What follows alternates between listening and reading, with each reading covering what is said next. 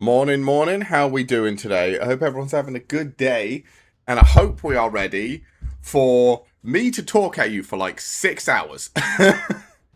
that is that is what is going to happen here uh, for a little while now.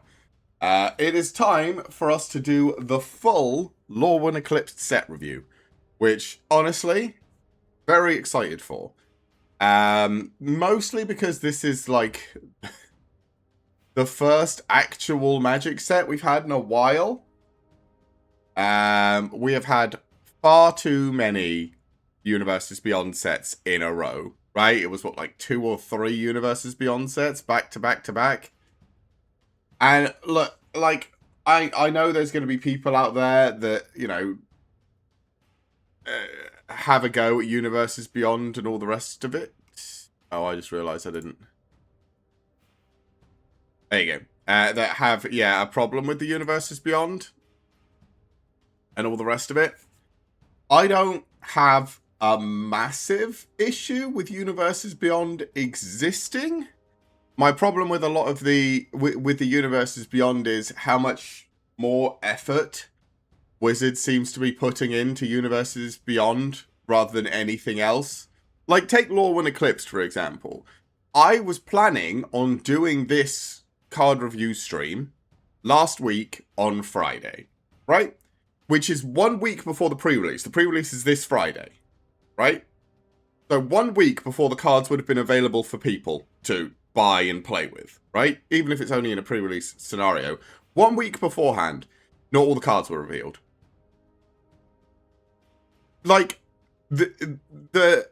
what is it? The Avatar and the Final Fantasy set was revealed like 6 months in advance. You could pre-order the Final Fantasy Commander deck 6 months before the set even fucking came out. And we had all of the cards. They had like a 3 to 4 month fucking teaser cycle or whatever, where they were releasing like cards every single week for months. And Lorwyn Eclipsed almost got forgotten until the week beforehand. Right? Like it was like a week beforehand rush where they showed off the commander decks and then vomited all the cards all over the internet. Like, gotta get them out, gotta get them out. Like, what? Why? Like, I know it's the Universes Beyond sets probably make them more money, but come on, at least put the same effort into your Magic IP as you do into all the other IPs that you're currently desperately grabbing onto to try and make as much money as possible. And again, I know this is going to sound that sounds like criticism, but like I don't hate Universes Beyond. I like that it pulls new people into the game. I just wish that they put the same amount of effort into their normal Magic IP as they do into all this Universes Beyond, because they are clearly putting a lot more money, time, and effort into marketing the Universes Beyond and trying to appeal to everyone with all these Universes Beyond cards than they are with this their normal Magic sets.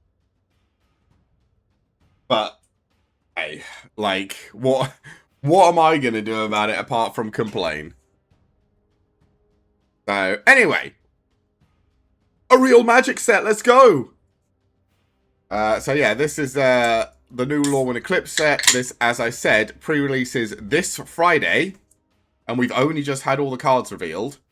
And then goes live everywhere. What, the Friday after that, the following week? But I imagine most people will probably be playing or trying to play with the cards on this Friday. Because, why wouldn't you?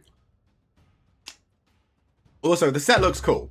Like, I'm not bashing on the set design. The Lorwyn looks cool.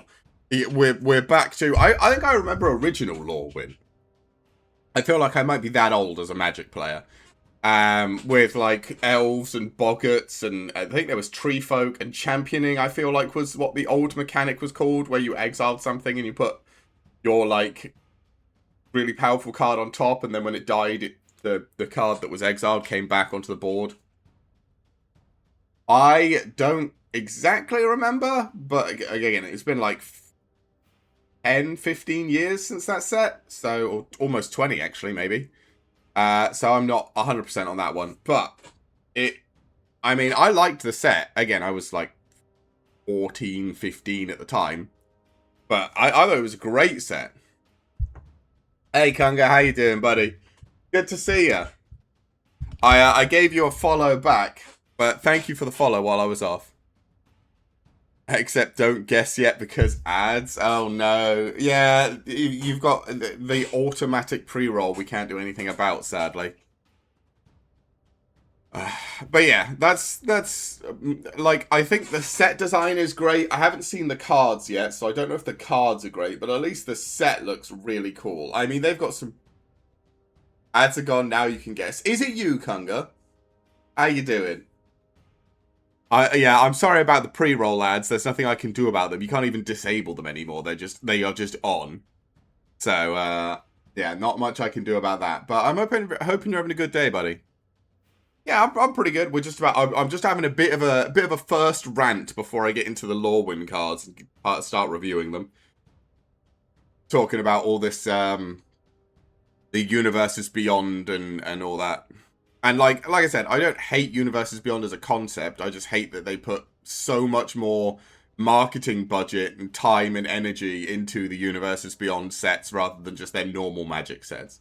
And again, not hating on the set itself, it looks very pretty. A lot of the art is very pretty. I mean, if I hide, or again, if I just put my overlap on, this image is from one of the cards. I think it's called Celestial Reunion.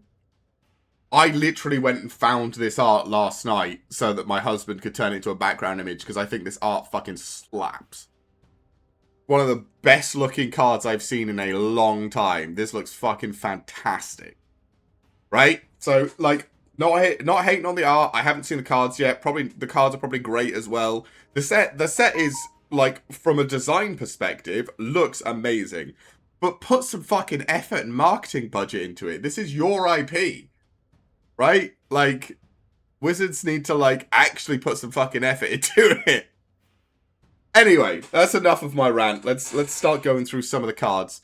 Starting with, apparently not white. Apparently there are some shape-shifting, colorless cards that we need to look after. Starting with Changeling Wayfinder, which is a 3-mana 1/2. And when it enters, search your library for a basic land card, reveal it, and put it into your hand. And then shuffle. It doesn't even go onto the battlefield for 3. That is some ass right there. There are elves that do this for 2, mate.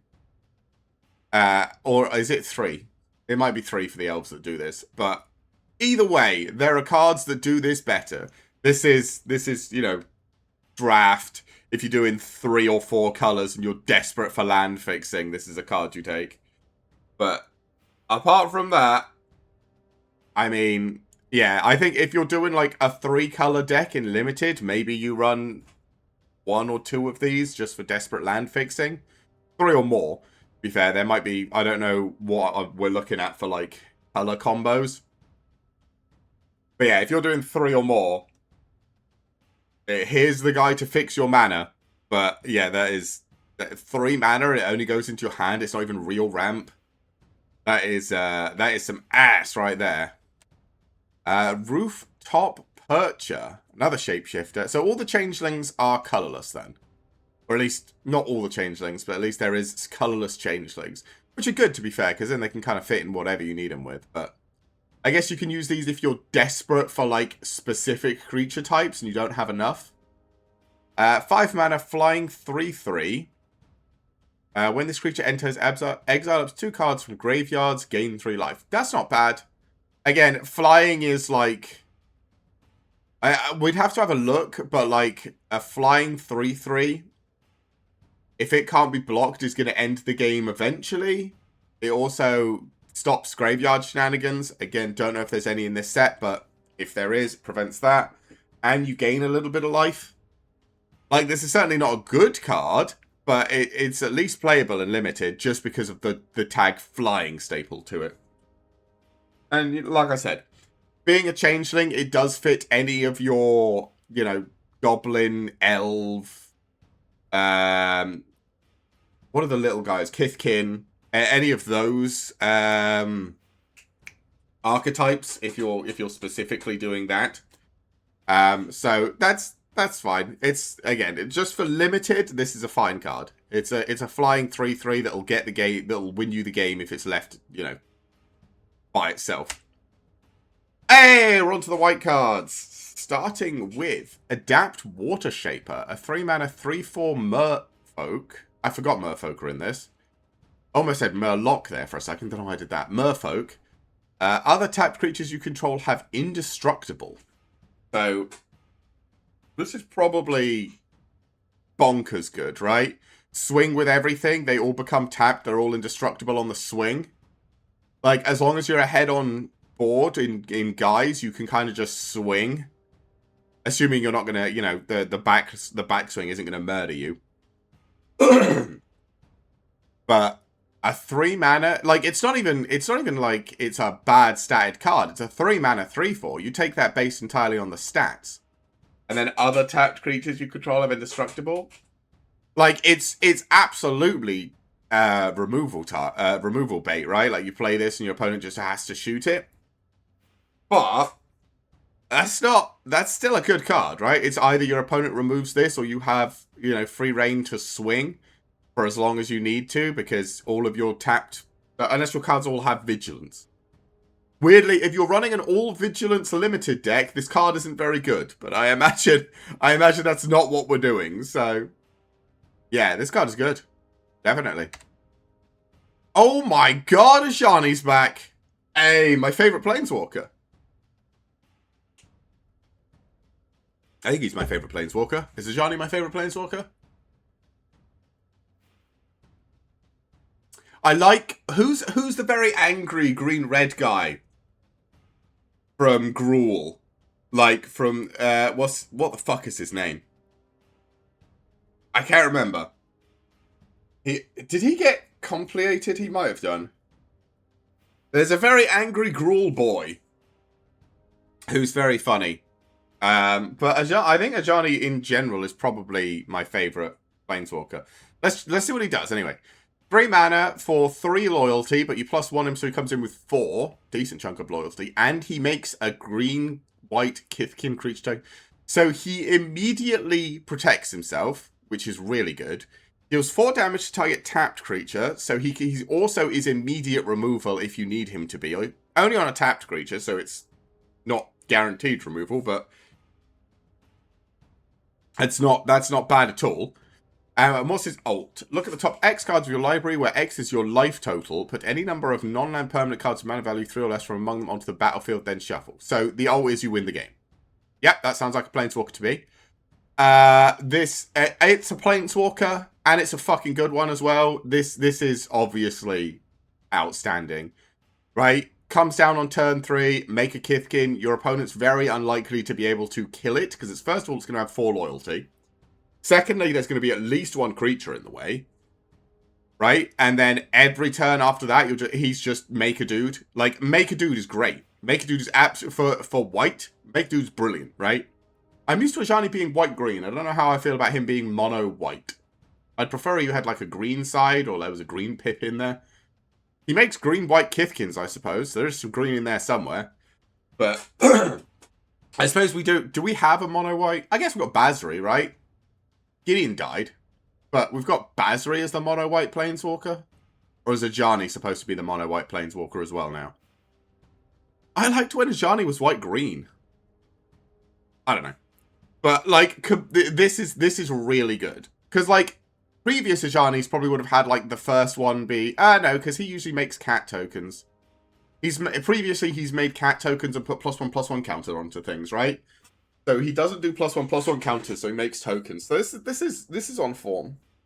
The dealing 4 damage to a tapped creature, I don't think he's done before, but that's good.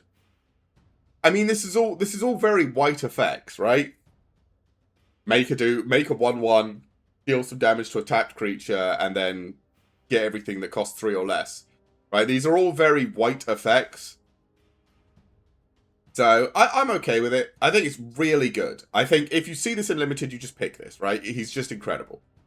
Now, if you play him on turn 3, your opponent probably has no way. Unless there's, like, Destroy Target Planeswalker in this set, your opponent is probably fucked. Because I don't imagine in Limited anyone has a way to get rid of this easily. Because you're not going to have, even if your opponent goes first, so you play this on turn 3, it's their turn 4. Like, if you've got one creature in the way, they need to, and there is absolutely, I don't know what's in the set, so maybe not absolutely, but it is very unlikely they're going to be able to deal 4 damage through creatures to Ajani himself. It's very much like the old Oko thing, right? Like, remember Oko would come down on turn 3 and then immediately +1 himself and have 4 loyalty. And it's just a pain in the ass to punch through 4 loyalty on a Planeswalker at turn 3. So, like, this Ajani just lives, right? You get 2 turns of him almost guaranteed. Because he's just got enough loyalty that he survives. So that's, yeah, this is just an incredible, like, this is probably seeing play in other things, right? I don't know, because creatures aren't really, maybe there's like a white weenie deck or something that likes this. This doesn't do life gain, so I don't know, but I mean, I think this is strong enough to probably just go inside actual decks. So in limited, this thing is fucking bananas. Unless there's just like turn 2 Planeswalker removal in the set. Which I don't know, I haven't seen any yet, so. Appeal to Irdu. Okay. 4 mana instant with Convoke. 1 or 2 target creatures get +2/+1 until end of turn. Sure. Yeah, there's usually 1 or 2 of these in a set. It's just a good pump spell. Affects 2 creatures. This one has Convoke, which I like. Yeah, this is just a fine card in limited. This can win you a game. It can be completely worthless. This is generally kind of like you have like 1 of these maybe if you're doing like a weenie strategy. Bark of Duran. Oh yeah, Doran's in this set. Doran is a the old Toughness Matters commander. He's a tree folk. He used to be great. I think my first commander deck I ever made on Magic Online, not Magic Arena, Magic Online, was a Doran deck. 2 mana, artifact gives creatures +1 toughness, and as long as equipped creature's toughness is greater than its power, it deals damage with its ass. That is very Doran. I generally undervalue equipment and enchantments in limited, because I feel like it's almost a guaranteed way to get your creature shot in the face. Again, it's just me, because my opponents always fucking have it. But a lot of the time, when I'm like, oh yeah, I'll equip this, or I'll enchant this, my creatures just die. So it throws me off a lot of equipment. Again, I don't know if there's a Toughness Matters package in this set. If there's like a Toughness Matters package in this set, this could be fine for Toughness Matters. But we haven't really, we've seen this. So this would be a 3/5 that hits as a 5/5. That's fine. I mean, it's got a cheap equip cost. It's only equip 1, but it doesn't. I don't know. Maybe this is good. I'm gonna put it in the category of I don't like it. I don't like equipments and enchantments, so I wouldn't pick it. But that doesn't mean it's bad. It just means that, you know, I'm not a big fan of these sort of things. Brigid Klachan's Heart. It's a Kithkin warrior. When it enters or transforms, you create a 1/1 green-white Kithkin. Okay. There's a 3 mana 3/2 that's actually a 4/3 because it comes with a 1/1. At the beginning of your first main phase, so you have to wait a turn because this comes down during your main phase, so it's not the beginning. So you play this as a 3 mana 3/2 that comes with a 1/1. Next turn, you may pay a green. If you do, you can transform it into Brigid Dune's Mind. I don't know how you say this name. Which is a 3/2 that has tap, add X green or X white, where X is the number of other creatures you could. I mean, a 3/2 that makes a 1/1 when you transform it. Because you could transform it back and forth and just keep vomiting 1/1s, but that is going to cost a mana and only happen once every 2 turns, which is really fucking slow, right? But maybe the set is slow enough for that to be good? I mean, she's also this is like a very scary mana nerd, right? Because you could use her upon transforming, right? As long as she's been in play long enough. So, say you have like 3 other creatures, which isn't that many. Again, boards in limited tend to get a bit clogged because both players have good blocks but bad attacks. So generally in limited, boards tend to stall out. So having 3 or 4 other creatures is not completely off the chart, right? It's not like Magical Christmas Land or anything. You could definitely have 3 or 4 creatures in a limited format. So this is just tap, add 4 green or white, whatever you need. I don't know if there's any, like, really big spells in the set, but if there's anything really big, that could just win you a game, right? Because this comes down on, what, turn 3, makes a 1/1, you flip it the following turn, turn 4, so you would have at least... Well, the problem is, if you've only got the 1/1 and you flip her, the 1/1 essentially pays for the 1 mana that you flip her. So you'd still have the exact same amount of mana you would have anyway. But if you have even 1 extra creature, she just starts producing mana. Like, I think this could be good. Again, it's not like game-winning bomb in a limited format, but I feel like this could do work if you do have big game-winning bombs.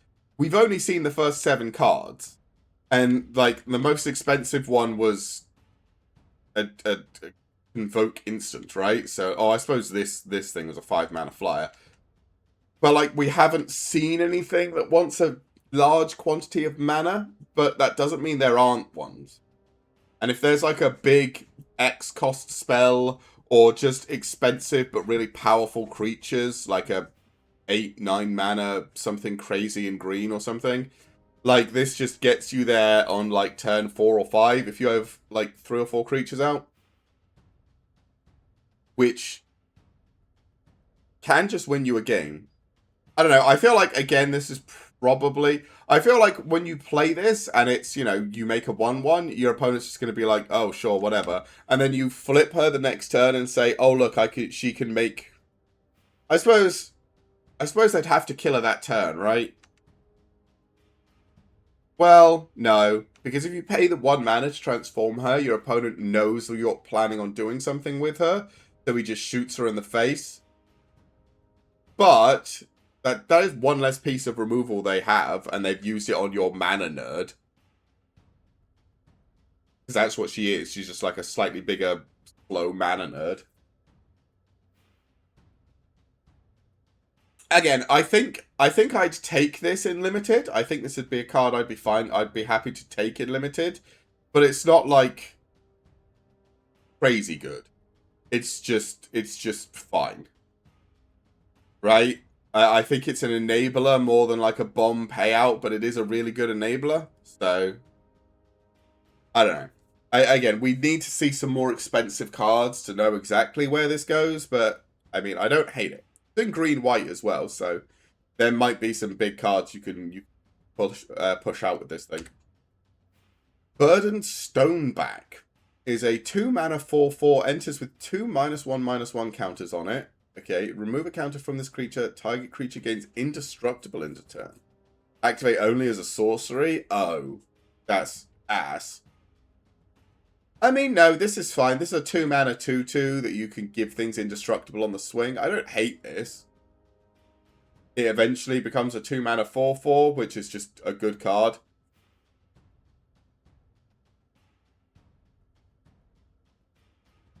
You don't have to tap it to remove the counter, so you can swing with it as a 2/2, and if they throw a stupid block in, you can just remove a counter, give it self-indestructible. You can technically do it twice. Oh, no, yeah, you can only do it as a sorcery. Fuck. That's really annoying. So you have to remove the counter. the activate only as a sorcery really fucks this up. That's sad. I still think it's a fine card. It's not good, actually.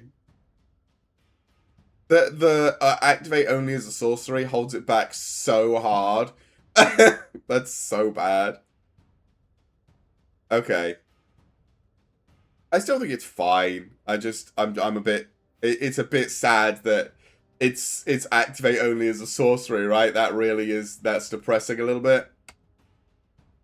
Champion of the Lachan. Okay, this is another Kithkin. A 4-mana 4/5 with flash, but you have to. Okay, you have to behold, which is essentially the new champion. Other Kithkin get +1. This is good. When this creature leaves the battlefield, return the exiled card to its owner's hand. Oh, it doesn't come back to the battlefield anymore? Oh, that's slightly worse. I mean, still, this is a 4-mana 4/5 with flash. Your opponent attacks, you just fucking flash this boy in, and your blocks go from being, you know, mediocre to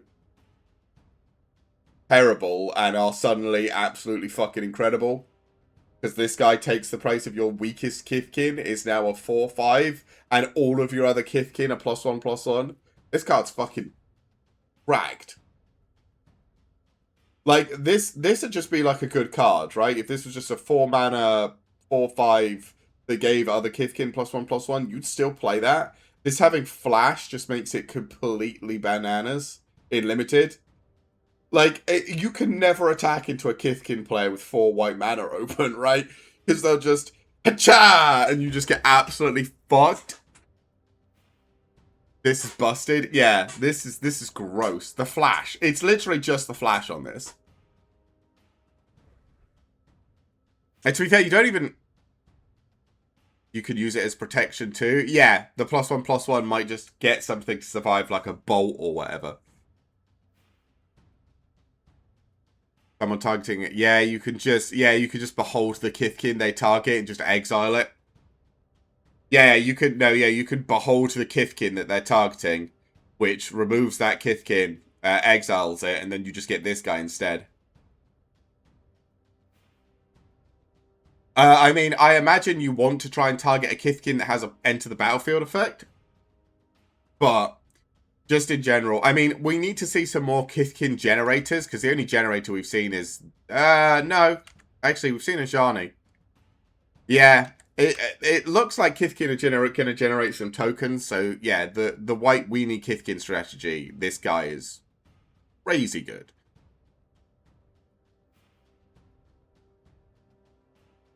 Okay, I like the champion. I know there's going to be like a champion of each of the types, but this guy's good. Definitely. This is a see it, pick it limited sort of card. Chan Festival, a 3-mana Kithkin enchantment. When it enters, create 2 1/1 green and white Kithkin, and then for 5 you can create more. I mean, this looks kind of terrible, right? 5 mana for a 1/1, but it is just like a good mana sink. Because like I said, in a lot of limited formats, you're just going to stall. You're just going to be sat there, and you and your opponent are going to have no cards in hand. You're going to be staring at each other over a field of creatures with no good attacks, and just nothing's going to happen. This guarantees you can at least tap 5 and make a 1/1 every turn. Even if you're just drawing lands or something, you could just be like, make a guy, make a guy, make a guy, make a guy, and your opponent just has to sit there and watch the field grow. This is, like, actually better than it appears in limited. I mean, it's also 3 mana, make 2 1/1s, which is good. It's fine. Like, that's perfectly reasonable. It just also comes with the upside that you can make more later. So I think this is a good limited card, certainly. Crib Swap. A 3-mana changeling instant. Right? Exile type creature, its controller creates a 1/1 color shapeshifter creature token with changeling. It's removal. It's good. Also removal that triggers all of your other things because it's all types, which is weird. But sure, we'll take that. But yeah, it's removal. In limited, you just pick this every opportunity. Curious Colossus. That is very good. Can be returned by tribal or even have mana cost reduction. Yeah. Yeah, it triggers. Again, we haven't seen a massive amount. We've only seen the Kithkin stuff so far. And a lot of the Kithkin stuff is giving other Kithkins +1/+1. So it doesn't really do that much for the actual instant itself. Like, yeah, other Kithkin you control a +1/+1. And that's kind of it. But there are going to be, you know, ways to interact. Like, there wouldn't be kindred things if there wasn't ways to interact with them. So we just need to find the other interactions. Anyway, yeah, the Curious Colossus. A 7-mana 7/7. When this creature enters, each creature target opponent control loses all abilities, becomes a coward in addition to its other types, and has base power and toughness 1/1. This doesn't say until end of turn.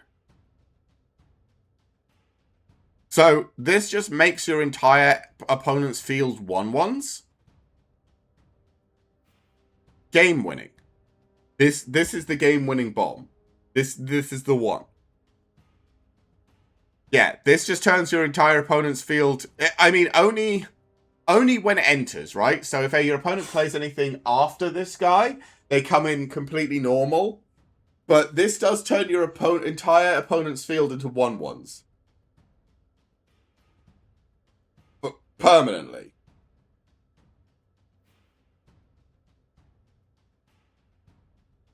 Right? Because this does not say until end of turn. This just permanently turns them all into 1/1s.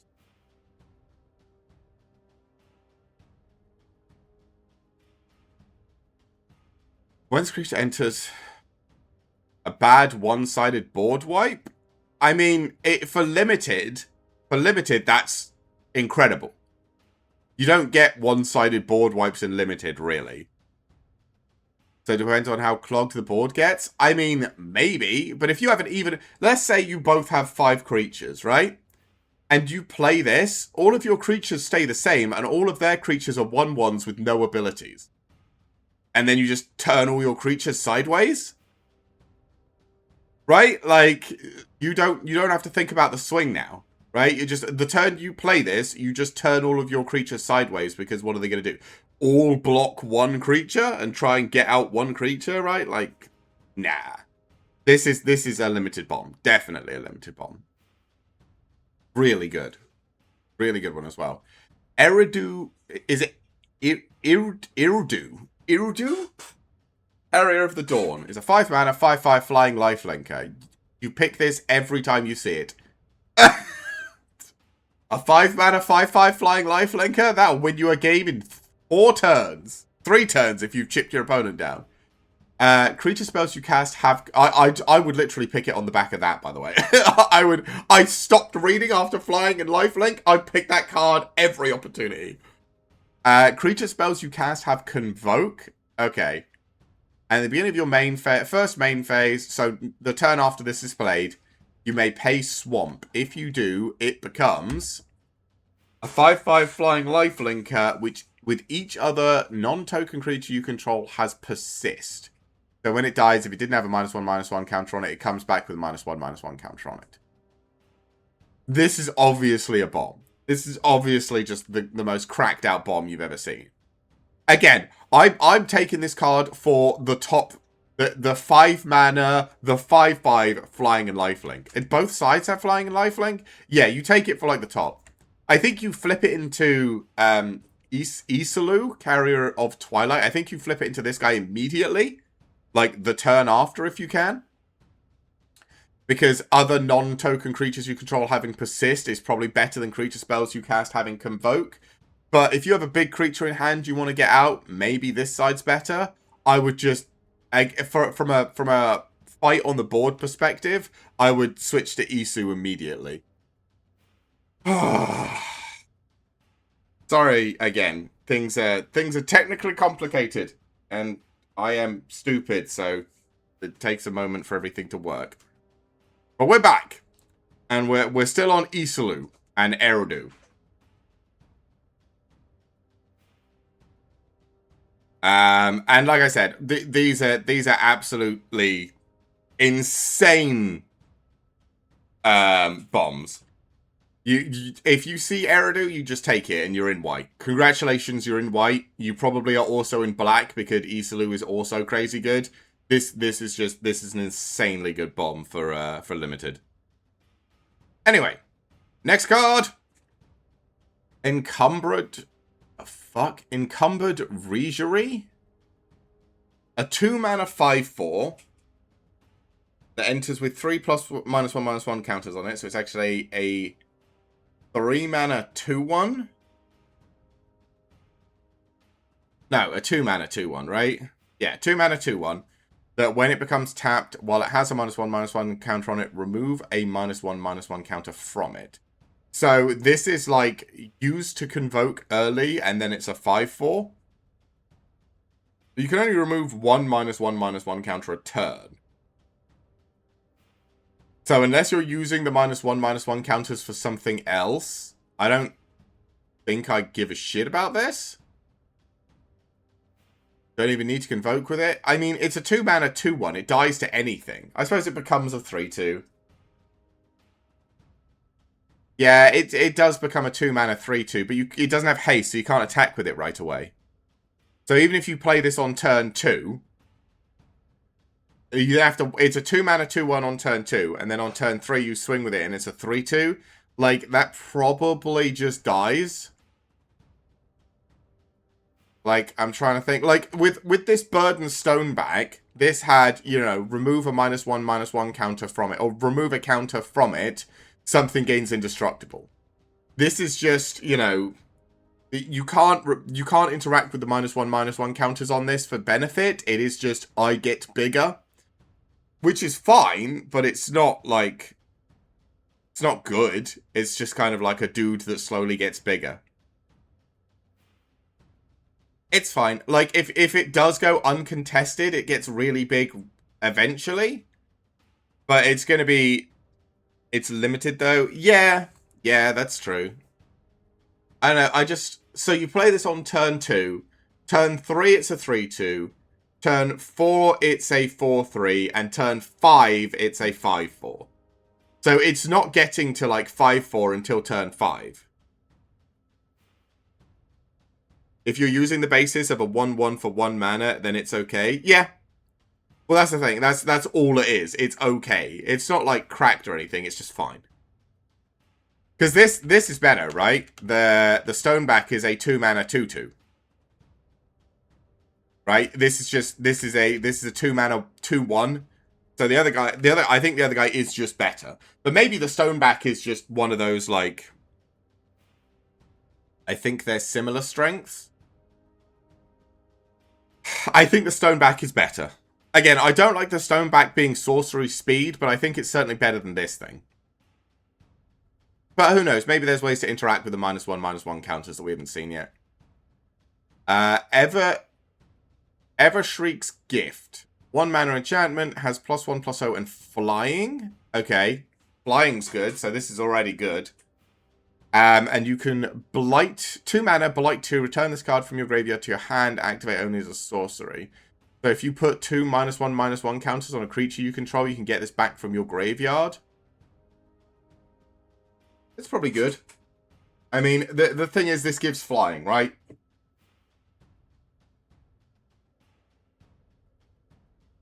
And that's all. That's it. If this gives something flying, then it turns it into an actual threat to your opponent's life. This makes the indestructible guy better. Because you can put more counters on him, so you can keep giving out indestructible. Yeah, I knew the blight mechanic existed, because I'm planning on I have bought or pre-ordered the blight commander deck. So I imagined if they had +1/+1 interactions here, it would be somewhere. We just hadn't seen it yet. But yeah, this is probably, again, I am generally inclined to hate artifacts and to hate equipment and auras, because every time I target a creature with them, my opponents blow the creature up, because my opponents always have it. So It's good in limited just because flying. Yeah, that's what I'm saying. It is good in limited just because flying. It's a one mana spell that gives things flying. That is good enough. But it makes them blow up every creature. True, because you can just blight this thing out. Yeah. And especially if you're like making Kithkin as well, because you make a 1/1 Kithkin token and just blight it because who cares? And this just comes back to your hand.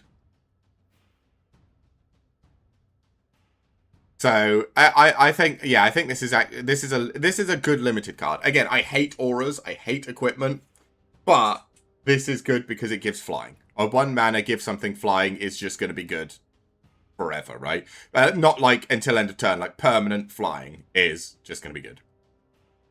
Block Imposter, 3 mana 2/2 changeling with flash and flying. And when it enters, return up to one other target creature you control to its owner's hand. This is good. It's a 2/2 with flash and flying, which is all fine for 3 mana, and it also protects a creature you have from a removal spell. Because you just bounce it with this, and then you can replay it later. Yeah, this is good. I'd pick this if I was doing any sort of white deck, I think. Gallant Foul Knight is a 4 mana 3/4 Kithkin. When it enters, creatures you control get +1/+0 until end of turn. Kithkin gain first strike. That's actually kind of terrifying on in limited, right? Play this. If you're playing like Kithkin Tribal in limited, you play this, all your creatures get +1/+0 and gain first strike until end of turn. That's gonna completely change the combat math. And it's a decent, like, it's a 4 mana 3/4, which isn't good, but it's not terrible either. It's just a fine body. That's a good limited card. Like oh wow, it's not crazy good, but that's certainly a fine limited. If you're playing Kithkin, you are fine picking this card. Gold Meadow Nomad is a 1 mana 1/2 that you can exile from your graveyard to make a 1/1. Yep. That's good. It's a good card. If you have ways to sacrifice them for value or to make other Kithkin stronger, like the Foul Knight or the guy that gives all Kithkin +1/+1, it's just good. Yep, it's a Kithkin that makes a Kithkin. We like. Keep Out. 2 mana, deal 4 damage to target tapped creature or destroy target enchantment. Fine. This is like, white usually gets some of these. I would prefer it was destroy target tapped creature, not deal 4 damage to it, but I guess we don't get that. Usually for 2 mana you can destroy a creature. There's a couple of sets ago there was a 2 mana destroy a tapped creature and gain 2 life. How do we get what? I suppose it's got destroy target enchantment and stapled to it, so maybe it's got flexibility, but sure. I mean, it's technically removal. I wouldn't pick this unless I absolutely had to, but maybe you run 1.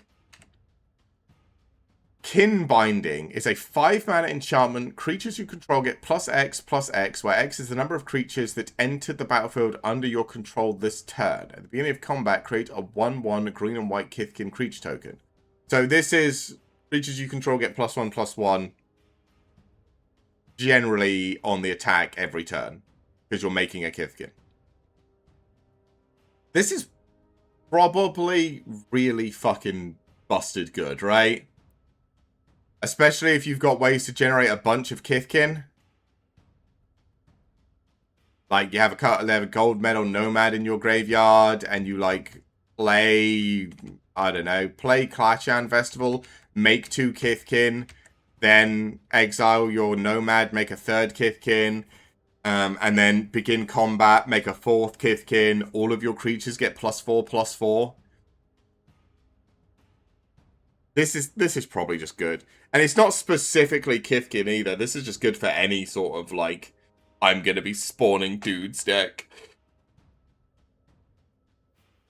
Oh. Yeah, this is just gonna be good.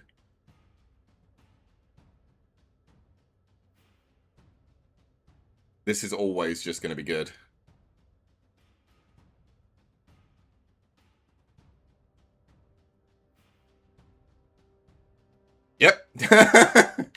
I'm trying to think of a downside. Like, it's 5 mana, so maybe it's a bit pricey. But again, if this is just like your top end, it's fine, right? Because you just play this, you get an extra Kithkin every turn, and you just, like, need to draw, then just need to have other creatures to play. Like, I still think this is just good. Kinsbale Aspirant. That is old-looking art. 1 mana, 2/1. As an additional cost to cast the spell, behold a Kithkin or pay 2. Sure. Whenever another creature you control enters, this creature gets +1/+1 until end of turn.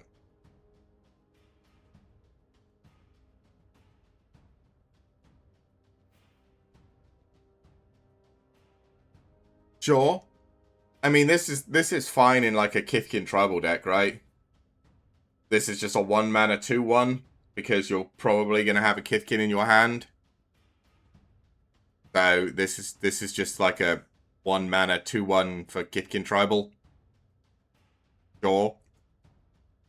Whenever another creature you control enters, it gets +1/+1. Like, if you're vomiting out Kithkin, this is good. I don't know. This is just like a 1 mana dork, but it's a good 1 mana dork. Skara Sentry. I don't know what that is. 2 mana for a 2/2 with first strike and lifelink. Yes. Whenever this creature attacks, you may put a creature card with mana value X or less from your hand onto the battlefield tapped and attacking, where X is the number of attacking creatures you control. It doesn't even say it goes back. This is good. This is really, really good. Really, really good. Yeah. Because this is just like, even if you just play the Kinsbale Aspirant, play this guy turn 2, or any 1 mana Kithkin, play this turn 2. Turn 3, you attack with both, and you get a free 2 mana card, 2 or less. And then you can play a 3 mana card. Like, this only gets better the more creatures you have, and again, in limited, this is going to be, you're going to, like, block up boards generally. I think this is going to be good. This is also going to bait some people into terrible attacks to try and cheat out some big creature, but I feel like in general, this is probably pretty good. I mean, it's got first strike and lifelink, and it's 2 mana. It's 2 mana. Yeah, this is just good. This is just a great card. I'd pick this whenever I saw it. Kith Keeper. 6 mana? What the fuck? 7 mana even. It is a 7 mana 3/3 that has Vivid. When it enters, create X 1/1 green-white curriculum creature tokens, where X is the number of colors among permanents you control, which is probably going to be 2 or 3 at most. In limited, it's going to be like 2, maybe 3 if you're completely nuts. And tap 3 untapped creatures you control. This creature gains +3/+0 and flying. I mean, you can probably end a game with this. This is a 6/3 flyer.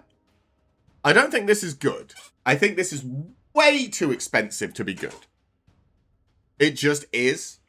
Just 7 mana for a 3/3 base is so fucking terrible. This is way too expensive to be a good card. But also, it will win you a game if you get there. If you 7 mana, play this, and you have 3 creatures that you can tap to give it +3/+0 and flying until end of turn, this will, kill your opponent in 3 turns most likely, because you're probably going to have had the 2 chip damage through. Like, assuming you're playing White Weenie Kithkin and you've managed to do like 10 damage to your opponent, this just kills them in 2 turns. But it's so expensive. 7 mana for a 3/3 just hurts me in all of the wrong places. And you're probably only getting 2 Kithkin out of this. Yeah, I can't say this is... I can't give this a good card rating, but it's... I guarantee you, someone will use this card to win a game, and their opponent's going to just vomit all over themselves. Because it's going to be so awful. But, yeah, this is... It's way too expensive, but sure. What is this? Liminal Hold? 4 mana, exile up to 1 target non-land permanent an opponent controls until it leaves, gain 2 life. Sure, we've seen this a million times. Usually this costs 2, but I guess it gives you an extra 2 life for a mana. Because usually it's 3 mana, exile something until this leaves. This is 4 mana, exile something until this leaves and gain 2. Which I don't think is worth the extra mana. I'd rather it cost 3 mana, not 4, but... Like, I would prefer it was, what, like Oblivion Ring? Just cost 3 mana, exile something, and didn't have the extra life on the end, but...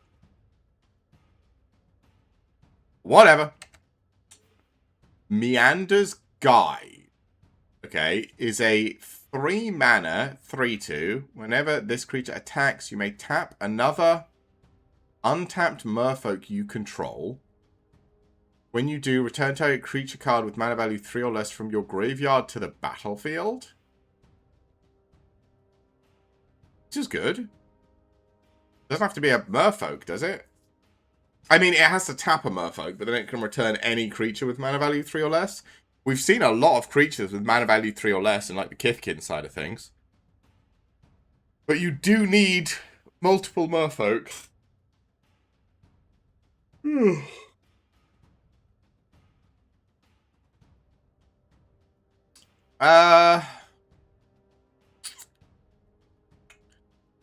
I think you're good. Again, this is hard for me to judge because, like,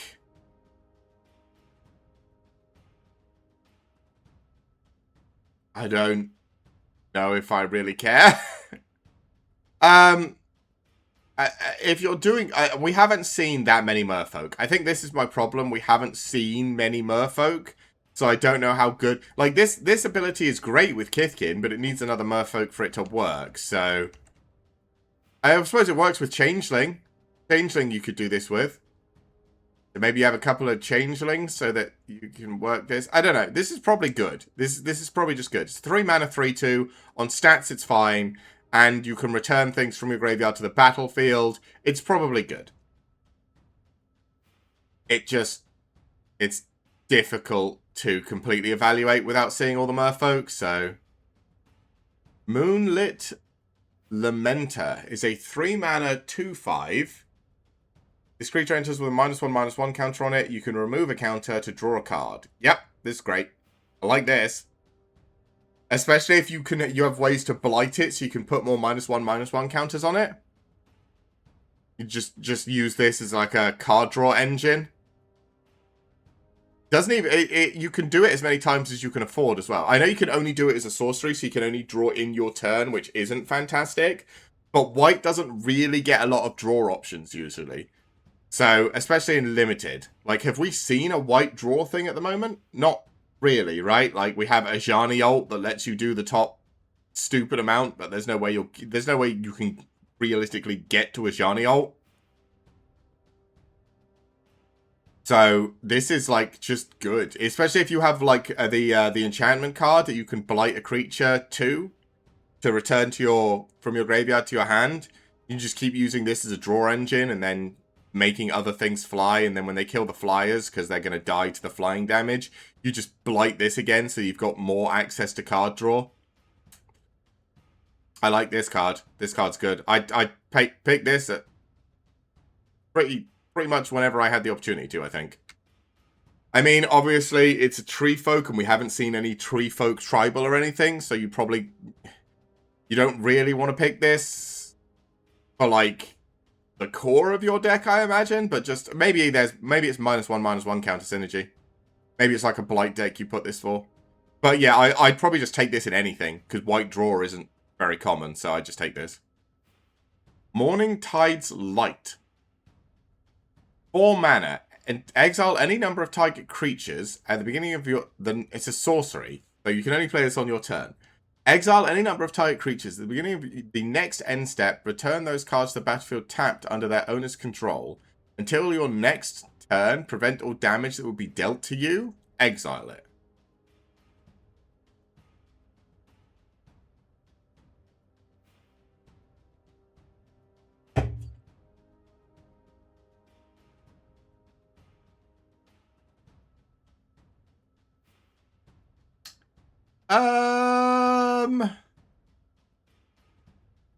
I I mean, there is definitely this is broken for certain decks, right? There's going to be certain ways this is just busted.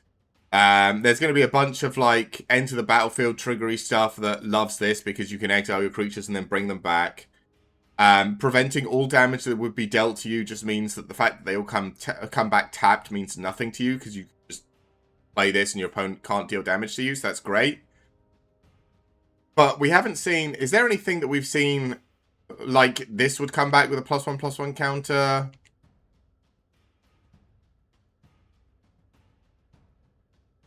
This would come back and give your Kithkins +1/+0. This would bounce something. This would get shitty again. Like, I guess it would cause the Curious Colossus to trigger again. I don't know. We haven't seen anything like game-breaking. Who's that? Hey, demanding hydration. Thank you. Oh, we don't have alerts on this script on this scene either. I just realised we don't have any alerts on here. Oh, I mean we heard it. That doesn't count as hydration. Yeah, it does. It's the only drink I've got. No fizzy. Drink water. I mean. It's the only drink I've got. I'm not going to get up and go get a drink of water right now. But yeah, this Morningtide's Light is probably really busted somewhere. But, I don't... Hey, Drexen, how you doing? Thank you for the really loud noise. I'd like my points back, please. What do you mean? I drank. You can't decide what counts as hydration. I ingested a liquid. That was loud on my end too. Yeah. Some of them are very loud. But yeah, the Morningtide's Light is probably really busted in some deck. But I don't know if I'd pick it in limited. I'd have to have a lot of enter the battlefield effects. Or I'd have to be considering a lot of enter the battlefield effects to even want this, realistically. Personify. 2 mana, exile target creature you control, then return it to the battlefield under its owner's control. Create a 1/1 shapeshift creature token. That's a changeling. Jaw. Re-trigger enter the battlefield effects.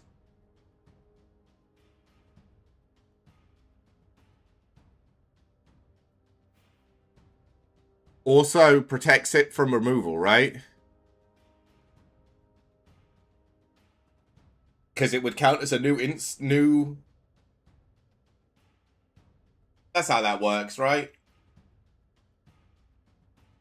If you flicker something, it's a new instance of itself, right?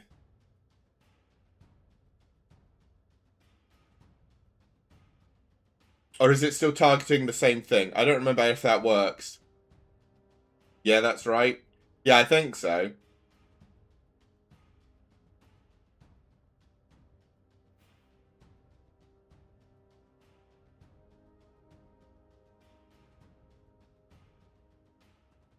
Again, as you can tell, I don't really play flicker shenanigans decks. I don't do that very much, so I'm not 100%. But I think this would protect cards from removal. Or does it have to? No, it wouldn't protect from board wipes. It does protect from targeted removal, if I remember correctly. Token effect would work with the Merfolk. It's true. It would be another Merfolk for this. You could just tap the Changeling every turn and return a creature with mana value 3 or less from your graveyard to the battlefield.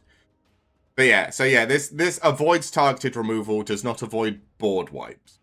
Because if somebody plays a board wipe and you play this card on top, the card ceases to exist, comes back, but then the board wipe resolves and kills everything. Whereas when you use targeted removal, you target, I want this creature dead, it ceases to exist, comes back as a separate entity of itself, and the targeted spell just whiffs. Magic be weird like that. But yeah, so this is a fine card. Drexen's right. You could make some. You could the changeling works for the merfolk. It's also good to like trigger enter the battlefield effects or just prevent a creature from dying. I'd probably use this way too early and just use it to get like an extra 1/1 out of a guy that makes a 1/1 when they come in, and then my opponent would blow something up that I actually needed, and I'd be sad.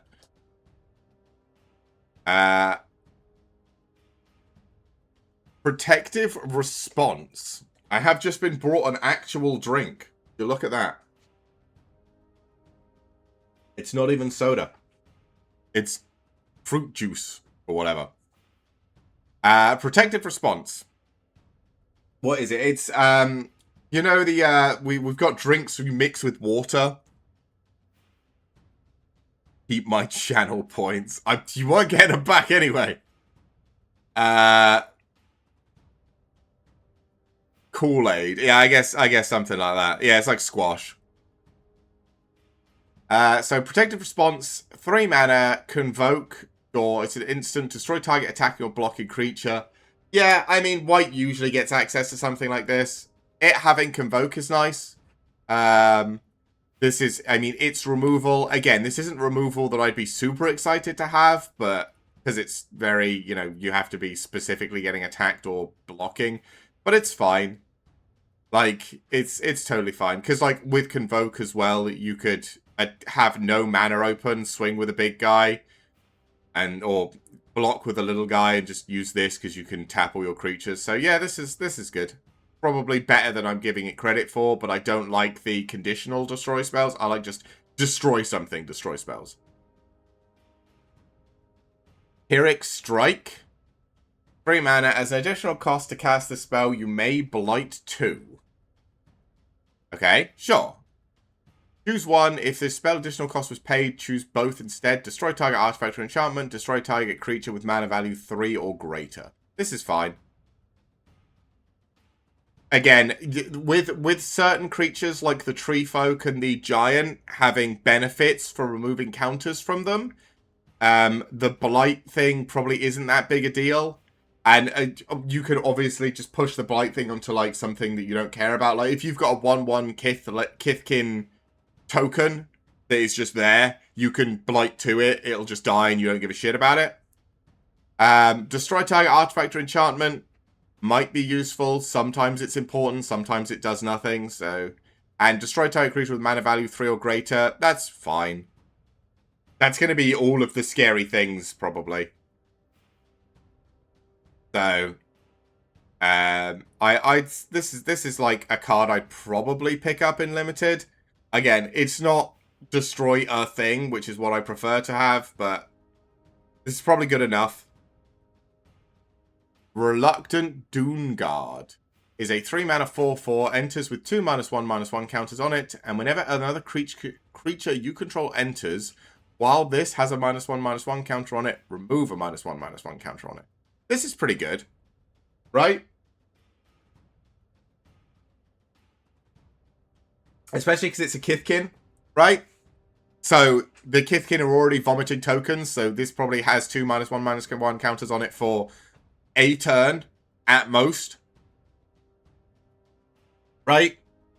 So this is a 3 mana 4/4, probably by the turn you're attacking with it, which is good. And like, especially if you're taking some of these blight cards, the weakest of the -1/-1 things we've seen so far.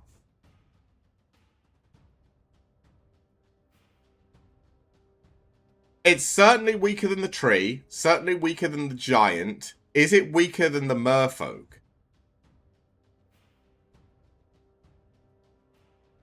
What? The other creature has to enter with a 1/1? No, it doesn't. Whenever another creature you control enters, while this creature, while the Doomguard has a -1/-1 counter on it, remove a -1/-1 counter from the Doomguard.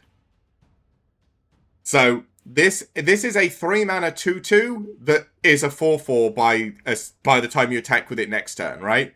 Because Kithkin are going to be spawning dudes.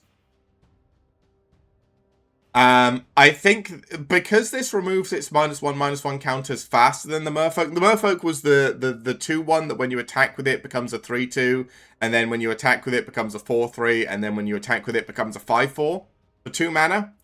But that one you have to like tap it or attack. You have to pay for Convoke or attack with it to get the things off. You still prefer that over this? I think this works better specifically for Kithkin. Because we've already seen the Kithkin either come with additional tokens or are spawning tokens just generically. So I think this guy comes in as a 3-mana 2/2, and then by the next turn, when you attack with it, is a 4/4. I think he's only a 2/2 for as that turn. At most. Because if you have any of the things that, you know, make a Kithkin at the beginning of combat, whatever that enchantment was, or anything else, like, this guy triggers off all of those. He's not good. I'm saying he's not good, but I don't know if he's worse than the Merfolk. The Merfolk does get bigger, but the Merfolk, like, here's my reasoning, right? The Merfolk comes in as a 2/1 on turn 2, and it eventually becomes a 5/4, but it only becomes a 5/4 on turn 5, because you can only remove, you can only, well, maybe not, but you can only realistically tap it once a turn, right? Unless you have a way to untap, but we haven't seen that yet. So so you can tap it once a turn, which means the Merfolk only becomes a 5/4 by turn 5. This you play on turn 3, and then on turn 4 it's a 4/4. Because I imagine you're going to play more than one. You're going to play 2 creatures on your next turn. Like, if you can't play 2 creatures on your next turn, yes, this is worse. But if you can play 2 creatures on your next turn, this is a turn 4 4/4 instead of the other one, which on turn 4 is a 4/3, which is worse. Now that's my thinking about it. Again, this has to specifically be in Kithkin or a deck that's going to be vomiting out. Like, this has to be in White Weenie, but I wouldn't hate this in White Weenie because it is just a 4/4. Rias the Evermore. Okay. 2 mana, 2/2 with flash. When it, I guess it depends if you play 1 2 3 4 or 1 2 3. Yeah. Well, here's the thing. So again, it very much, like, if you play that Merfolk, the 2/1, let's go back. Where is it? And all the way back here. Yeah. So if you play this on turn 2, right? So it enters with 3 -1/-1 counters on it. On turn 2, comes in as a 2/1, and you somehow tap it on that turn, it's a 3/2. Right? So then turn 3, it's a 4/3 because you tap it that turn. Turn 4, it's a 5/4 because you tap it that turn and attack with it. Right? That's better than the other one. The issue being, you probably don't tap this the turn it comes down, right? Because you're playing this on turn 2. So you would need either a creature on turn 1 that taps things, which I haven't seen yet, or a Convoke spell that we can use to tap this with on turn 2. Which, again, I think we haven't really seen. So, realistically, this doesn't get to tap for anything until turn 3, when it either attacks and becomes a 3/2, or you use it to convoke something, whatever you do with it. So turn 3, this becomes a 3/2. Turn 4, this becomes a 4/3. Turn 5, this becomes a 5/4. And, like, by turn 5, people could play this. I guess technically it does trade with this. But, like, would you, like, at least with this, where's the other guy? This you could attack on turn 4 and deal 4 damage. Before on turn 5, like, fucking Iridu comes down and you have to fucking shit your pants and do something immediately.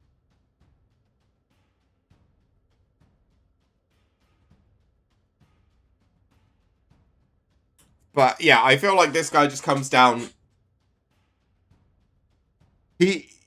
because you can attack with him on turn 4 as a 4/4, he's more impressive than the other one. Anyway, whatever. Let's go have a look at Rias. So he's a 2/2 with flash. When he enters, another target creature you control gains persist until end of turn. When it dies, if it had no -1/-1 counters on it, it comes back with a -1/-1 counter. Yep. And you can plains remove any number of counters from target creature you control. Okay. This is really good. Right? This just goes in the -1/-1 counter deck. And then you just remove all the -1/-1 counters from anything that you want to remove it from.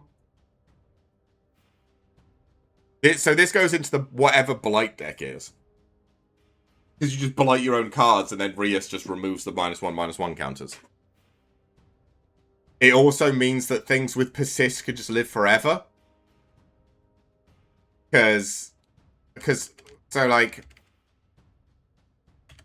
if we have Ishlu, so Ishlu can't do itself, sadly, but if you have a big creature and they kill the big creature and it comes back with a -1/-1 counter on it, Rias can just suck the counter off, and then even if they kill it again, it is only as a sorcery though. God, this activate only as a sorcery is such a cuck. It ruins everything. But yeah. I mean, this is still really good, right? All of these cards we've been seeing that are just like, hey, here's a 2-mana, like, it's got -1/-1 counters. Like, for an extra mana, I mean, you wouldn't do it to the tree, because the tree you want to have counters on it so you can draw cards. So you wouldn't do it to the tree. But, like, everything else, like, this thing is a 2-mana 5/4, or 3-mana 5/4, I suppose, because you have to pay 1 for Rias. But yeah, you can just suck the -1/-1 counters off of things, and then they're just big. Like, that has to be good. Plus, he's a 2/2 for 2 with flash. That gives something persist, so that when your opponent kills it, it just comes straight back. This is just a good card. Yeah, if you see this, I just pick this. Riverguard Reflexes. 2 mana, gets target creature gets +2/+2, gains first strike and untap it. Yeah, this is fine. Fine little protection spell. Or not protection spell, fine little combat spell. If you're using this on the block, you will win the fight, almost guaranteed. You can bait your opponent by leaving your field open and then untap a creature. It's slightly bigger and has first strike. Get dunked on. This is good. Sure, like, there's nothing much to say about it. I generally, again, I'm not much of an enchantment or equipment, or at least an aura or an equipment or a combat trick player, because every time I try and do it, my opponent just blows me out of the water and it makes me sad. So I just don't interact with it anymore. And my general game plan in Limited is my creatures are bigger than your creatures, or I have more creatures than you. If that's not my plan, I'm probably just gonna lose. Shore Lurker, a 4-mana 3/3 flyer, and when it enters Surveil 1. Fine. It's a flyer. You pick this. It says flying on it, so this is a good card in Limited. Yep. Slumbering Walker, a 5-mana 4/7. Jesus. Enters with 2 -1/-1 counters. So it's actually a 5-mana 2/5. At the beginning of your end step, you may remove a counter from this creature. When you do, return target creature card with power 2 or less from your graveyard to the battlefield. Yep. Great card. Fantastic card. This brings back the tree. It's only the tree, but it brings, because all the other -1/-1 stuff are just big. But it does bring back this tree. And I like this tree. This tree is draw. I mean, I feel like a lot of the -1/-1 creatures we've seen are like really high power and toughness, but they come in with a bunch of -1/-1 counters, which makes them weaker. So this can't target those. But like I said, it gets the tree. The tree is all I'm going to want anyway, so. Spiral into Solitude. 2 mana, enchant creature. Enchanted creature can't attack or block. Blight 1 and 2 mana, sacrifice this aura, exile enchanted creature. So this is pacifism, but you can do more. Sure.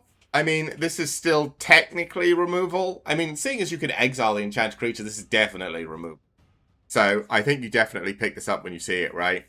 Depends how bad the Blight 1 is, but that's probably fine. We've seen a lot of things that want to be blighted. And again, worst comes to worst with the Kithkin, you can just put it on a token and just get rid of the token, right?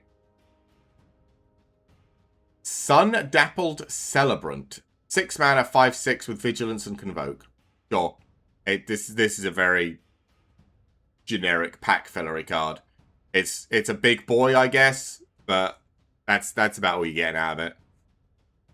Convoke maybe makes it good, because you can vomit out a bunch of Kithkin and then just make one big dude with a bunch of little Kithkin guys, but, like, I don't know how much you give a shit about that. Yeah, sure. It's a guy. Again, very pack fillery card. For Weft Imbuer, okay, is a 4 mana 0/5. Whenever a creature you control attacks alone, it gets +X/+X until end of turn, where X is the number of Kithkin you control.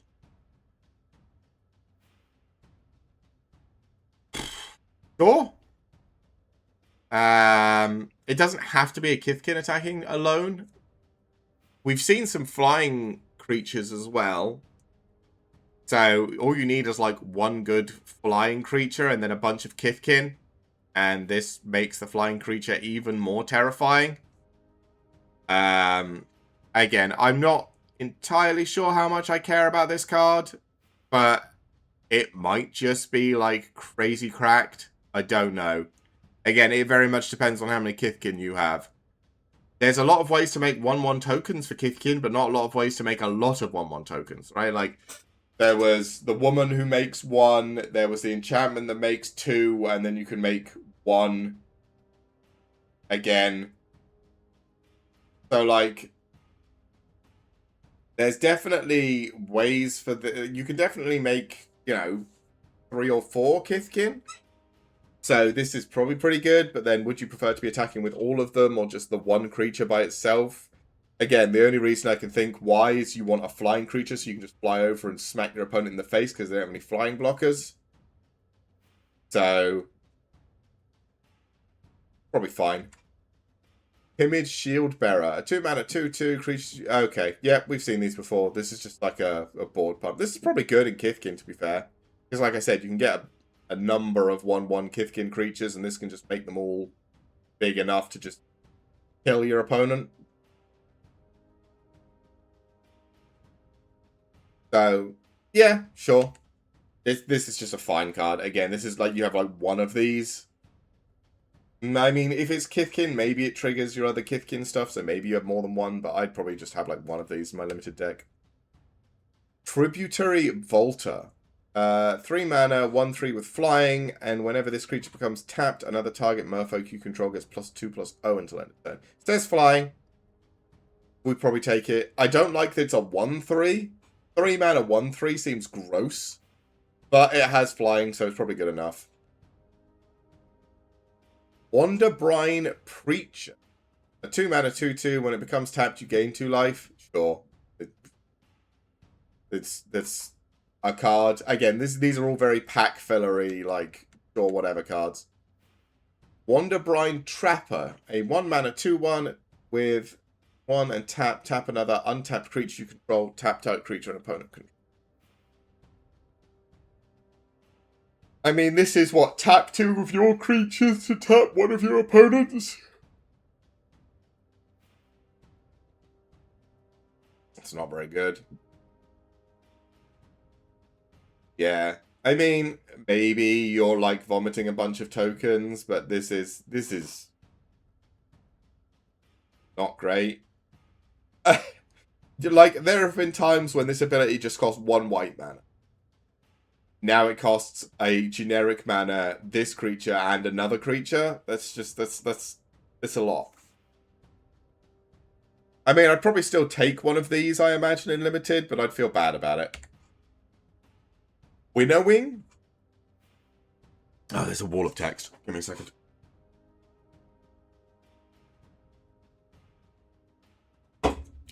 Okay. 6 mana for a sorcery that has Convoke. Cool. But each player, you choose a creature that player controls, then each player sacrifices all other creatures they control that don't share a creature type with the chosen creature they control. So it's a racist board wipe. Okay. Again, if you're doing tribal, this is really good. But if you're doing tribal and your opponent is doing tribal, this probably just does nothing. This is 6 mana, nothing happens, right? Again, another one-sided board wipe. It's not one-sided. It's racist. This is a racist board wipe.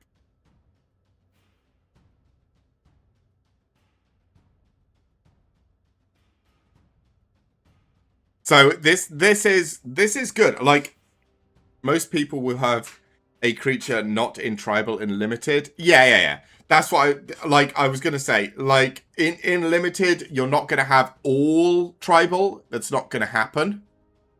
But I will say, like, there's what Merfolk. The problem with having this specifically in like this set is there's like Merfolk, which is like a whole archetype. Elves is a whole archetype. Goblins is a whole archetype. Kithkin is a whole archetype.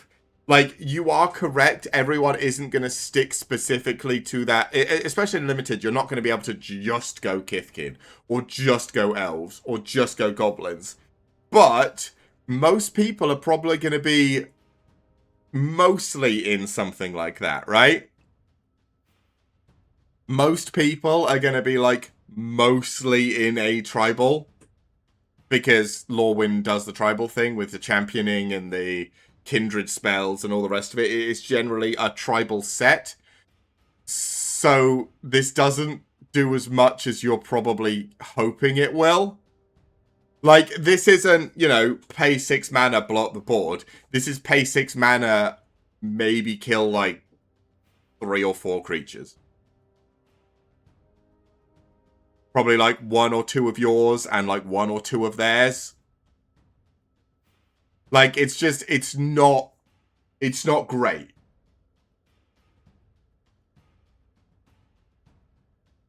Like, specifically, I think, in this format. Like, maybe you go up against the -1/-1. It has Convoke, you're not paying 6 mana. True.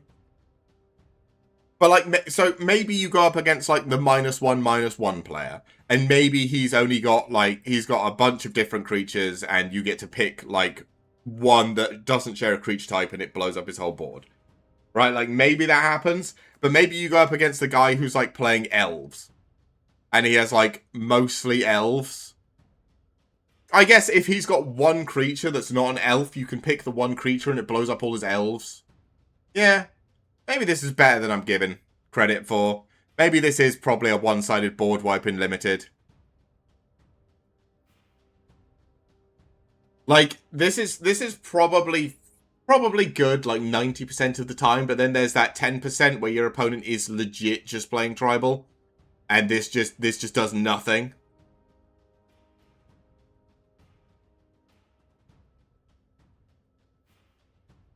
But hey, it just looks weird because, like, reading it, I'm like, isn't this, like, mostly a tribal set? Why is the racist board wipe in the tribal set? But no, this is probably fine. Hey! That's the end of white. There are some bangers in white. There, like, this Slumbering Walker is really good. Rias is obviously crazy good. I like this Moonlit Lamenter, this, like, white draw engine for the Blight deck. I like this a lot. Obviously, there's a lot of good Kithkins, right? The Sentry's good, the Kinbindling's good. Even just, like, Gold Meadow Nomad is probably, like, a real engine for the deck, right? Because it wants creatures to enter, so... And obviously, Eridu is bananas. But it's a mythic rare, so you can't expect, you know, mythic rares to be just in every pack. And it's nice to see Ajani back. I'm very happy to see Ajani back. I like Ajani. He's one of my favourite planeswalkers. Generally. I'm trying to think. I think he might be my favourite planeswalker. Because like I said, what I like Garruk as well. Garruk is cool, and whoever the Angry Gruul guy is. I don't remember who the Angry Gruul man is. I think he got complicated, but I can't remember who he is. I'm trying to remember his actual name. Is it not Dor? I think it's Is it Dovin? No, Dovin's Veto's from something else. Who the fuck is the Angry Gruul Planeswalker? Give me a second. I'm gonna go look it up because it's gonna drive me fucking bonkers. Gruul Planeswalker. Domri. There you go. Domri Raid. That's his name. Then Domri Chaosbringer. I do like Domri. Domri City Smasher. There's been many iterations of Domri. Yeah, I like Angry Gruul Boy. But then, like, probably like Ajani in his green-white variation and Domri in his red-green variation are probably my two favorite planeswalkers. So, yeah, it's nice to see Ajani back. I don't think Domri's ever coming back. Unless we go to fucking the Dragon Maze again, but